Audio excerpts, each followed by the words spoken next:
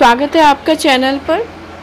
और मैं लेके आई हूँ MCQs। अभी तक जो थ्योरी करा दी गई है मार्जिनल यूटिलिटी की, जितने भी पार्ट्स हैं, सीमांत उपयोगिता, इक्वल मार्जिनल यूटिलिटी, सम सीमांत उपयोगिता, तो ये सारा चीज़ें जो करा दी गई हैं उनसे रिलेटेड अभी मैं MCQs लेकर आई हूँ।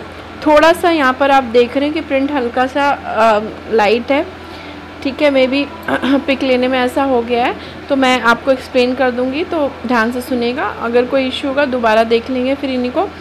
और चैनल को लाइक करिए, शेयर करिए और सब्सक्राइब करिए, ये रिक्वेस्ट है मेरी। और सभी से मैं रिक्वेस्ट करती हूँ कि देखिए, बहुत मेहनत से आपके पढ़ने के लिए सब चीज़ तैयार किया जाता है और बहुत सेलेक्टिव लिया जाता है ताकि आपको अच्छी तैयारी मिले। तो प्लीज़, अगर जो भी चैनल पे आए हैं और अगर उनको सच में ठीक लग रहा है, अच्छा लग रहा है, उनको समझ में आ रहा है, तो इतना सा तो आप अपने टीचर के लिए, पढ़ाने वाले के लिए कर सकते हैं कि एक लाइक तो ज़रूर दे सकते हैं। हालांकि इससे आपको कुछ फ़र्क नहीं पड़ता, पर इससे हम लोगों के लिए बहुत ज़्यादा मोटिवेशन हो जाता है, ठीक है।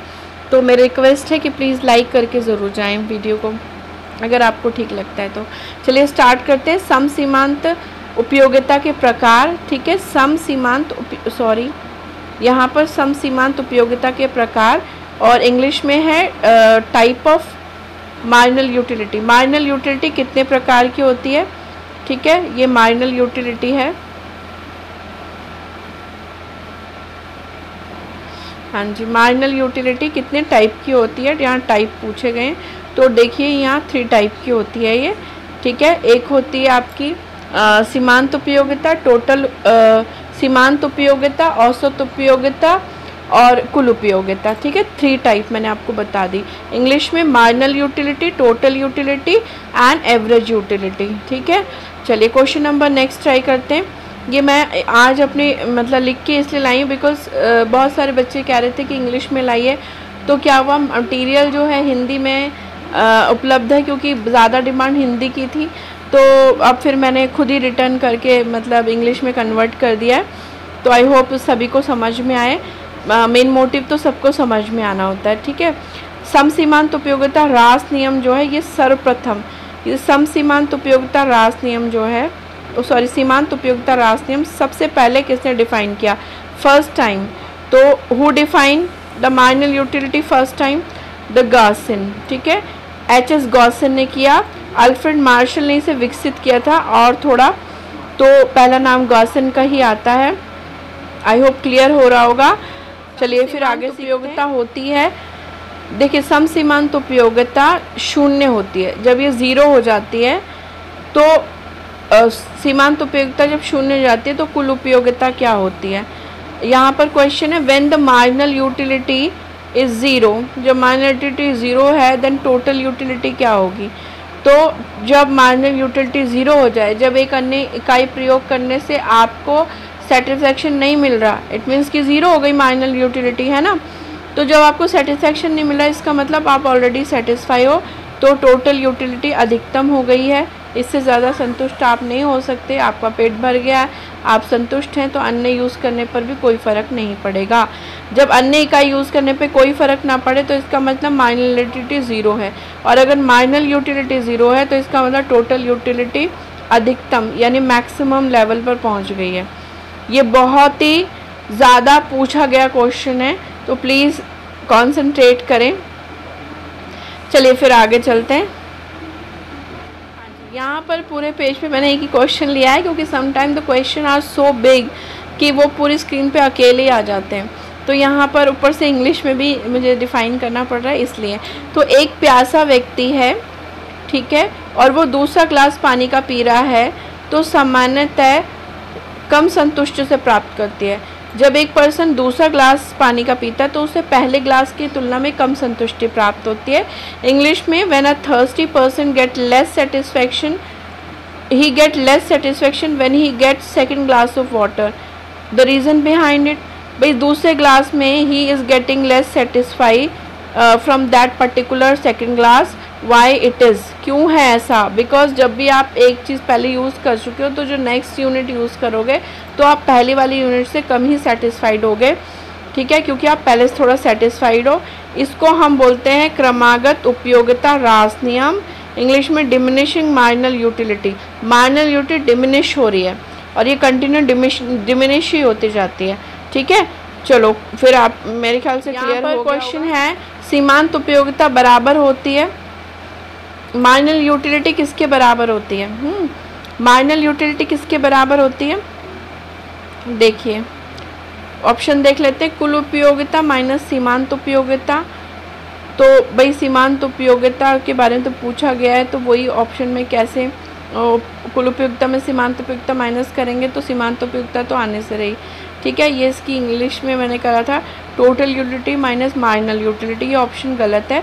कुल उपयोगिता में वृद्धि जो होती है, जो टोटल यूटिलिटी में वृद्धि होती है एक्चुअल में वही सीमांत उपयोगिता होती है।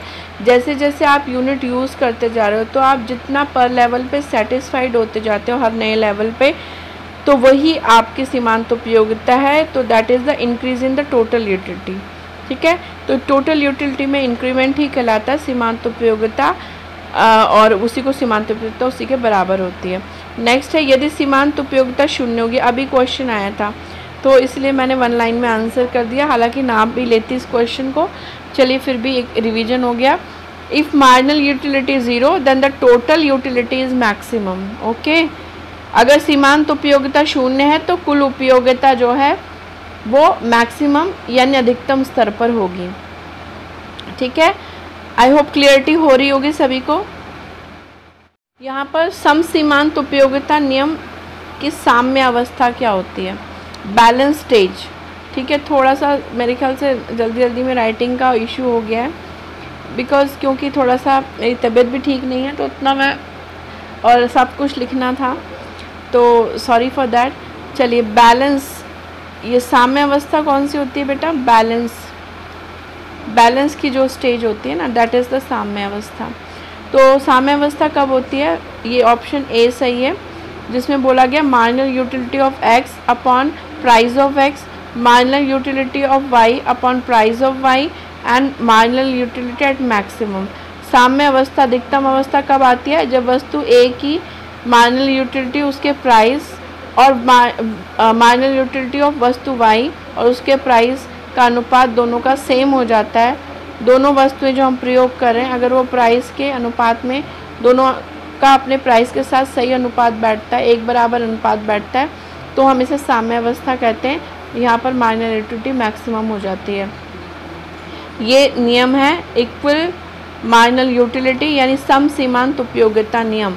समसीमांत उपयोगिता नियम कब कैसे दिखता है? देखिए न्यूमेरिक के कंडीशन में देखेंगे ऐसा दिखता है। ठीक है, ये मार्शल ने डिफाइन किया था। चलिए फिर आगे चलते हैं। हाँ जी, यहाँ पर क्वेश्चन 38 क्या है? समसीमांत उपयोगिता नियम को कहा जाता है। समसीमांत उपयोगिता जो अभी नियम आपने पढ़ा, इसको और क्या कहते हैं? इसे प्रतिस्थापन का नियम कहते हैं। ध्यान बहुत इम्पॉर्टेंट है, ये प्रतिस्थापन का नियम कहते हैं इसको। और इंग्लिश में अगर बोलें तो law of equal marginal utility, law of equal marginal utility को हम लॉ ऑफ सब्स्टिट्यूशन कहते हैं। प्रतिस्थापन का नियम लॉ ऑफ सब्स्टिट्यूशन। ठीक है जी, तो फर्स्ट ऑप्शन इज़ करेक्ट। ठीक है, बी पे लग गया है, फर्स्ट करेक्ट है। चलिए नेक्स्ट है प्रतिस्थापन के नियम, मार्जिनल रेट ऑफ सब्स्टिट्यूशन। यहाँ पर उसी का फर्स्ट 38 का आंसर नीचे है। प्रतिस्थापन का नियम is also called the marginal rate of substitution. और ये किसका नियम है? ठीक है, ये क्या मांग का नियम है, घटती उपयोगिता का नियम है, समसीमांत उपयोगिता का नियम है, सीमांत उत्पादकता का नियम है। तो आपने ये तो मार्जिनल रेट ऑफ सब्स्टिट्यूशन समसीमांत उपयोगिता का नियम है। समसीमांत उपयोगिता ऊपर देखिए समसीमांत उपयोगिता का नियम है। ठीक है, दोनों क्वेश्चन एक दूसरे के वाइस वर्सा हैं। ठीक है, एक में जो क्वेश्चन था दूसरे में वो आंसर है। तो इस तरह से कॉन्सेप्ट क्लियर अगर आपके होंगे ना, तो कभी क्वेश्चन पूछेंगे जो उसका जो आंसर होगा दूसरे क्वेश्चन, कभी दूसरे क्वेश्चन में उसका आंसर को क्वेश्चन फॉर्म में कर देंगे और क्वेश्चन को आंसर फॉर्म में। तो कॉन्सेप्ट का क्लियरिटी इसीलिए मैं बोलती हूँ ज़रूरी है, रटने से नहीं होगा। ठीक है, चलिए तो फिर आगे चलते हैं। उपयोगिता का गणनावाचक, उपयोगिता का गणनावाचक। देखिए गणनावाचक जो है उसको हम बोलते हैं कार्डिनल यूटिलिटी। ठीक है, क्या बोलते हैं? कार्डिनल यूटिलिटी, ये गणनावाचक है। ठीक है जी। तो गणनावाचक कार्डिनल यूटिलिटी ये किसने दिया था? Alfred Marshall. ठीक है। उपयोगिता में एक होती है गणनावाचक और एक होती है क्रमवाचक। हिंदी वाले बच्चों को बता दूं, इंग्लिश में बता दूं, cardinal utility, ordinal utility. Cardinal utility Marshall ने दी और ऑर्डिनल यूटिलिटी जो है आपके एलन हिग्स इन सब ने दी है। ठीक है, चलिए फिर आगे बढ़ते हैं। उपभोक्ता के अधिकतम संतुष्टि तभी प्राप्त होती है। उपभोक्ता को सबसे ज़्यादा संतुष्टि कब प्राप्त होती है? कब प्राप्त होती है? या मैक्सिमम सेटिस्फैक्शन कब मिलता है? कब होता है? जब उपभोक्ता बचत होती है, समसीमांत उपयोगिता होती है और सीमांत उपयोगिता ह्रास नियम लागू होता है। All of the above. तो देखिए, अधिकतम संतुष्टि तब प्राप्त होती है जब वैसे तो समसीमांत उपयोगिता नियम लागू होता है, इक्वल मार्जिनल यूटिलिटी लागू होता है, तब उसे प्राप्त होती है। बेनिफिट कब होता है उसे? जब उपभोक्ता बचत होती है। ठीक है, तो वैसे तो उपभोक्ता अधिकतम संतुष्ट तब होगा जब समसीमांत उपयोगिता नियम होगा। आई होप सबको क्लियर हुआ होगा। और क्या कहते हैं, अब मैं कोशिश ये करूँगी हिंदी इंग्लिश दोनों में लाऊं। अदरवाइज़ अगर हिंदी में लिखा होगा तो मैं इंग्लिश में एक बार और एक्सप्लेन करूँगी उस चीज़ को, और जितना भी हो सकेगा दोनों तरह से सभी बच्चों को संतुष्ट करने की कोशिश की जाएगी, क्योंकि अल्टीमेटली हमारा गोल है सब बच्चों की तैयारी हो। ठीक है, तो नोट्स ज़रूर बनाते रहें, एमसीक्यूज़ लिख भी सकते हैं, लिख के रखते रहें ताकि आपके पास स्टॉक ऑफ द एमसीक्यूज़ हो जाए, और कॉन्सेप्ट क्लियरिटी ज़रूर रखिएगा। और प्लीज़ वीडियो को लाइक ज़रूर करिए। ये एक तरह का आपका ग्रेटिट्यूड है और हम लोगों के लिए एक मोटिवेशन है। और anyways, thanks for watching the video. Please like करें, शेयर करें, सब्सक्राइब करें। Have a nice day, bye bye and take care.